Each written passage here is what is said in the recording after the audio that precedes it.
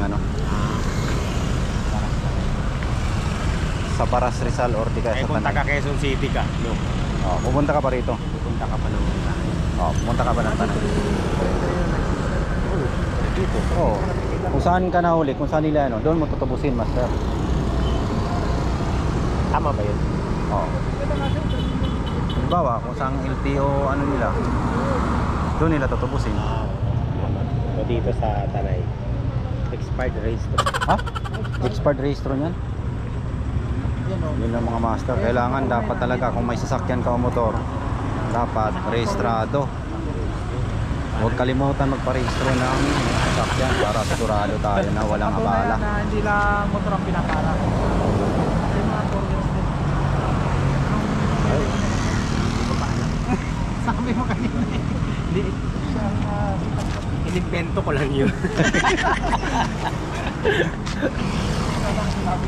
Pero siyempre, tingin ko may problema kasi Ah, pati yung isa. Uy! Ano yun? pupuntahin doon sa kapit. Ah, doon kabila.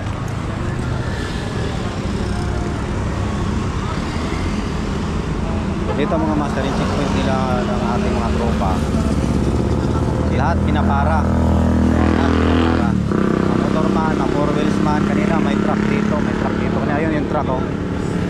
Yun, yung truck pinara nila, sir. Kaya walang pinipili yung mga pulis natin dito. Lahat pinapara, mga motorsiklo, four wheels yan. So, yan.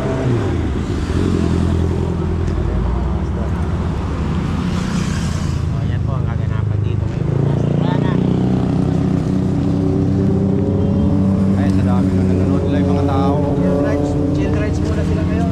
Nanonood nila yung mga tao rito. Wala nang mga naglalaro. Tama na DC, nandun sila lahat.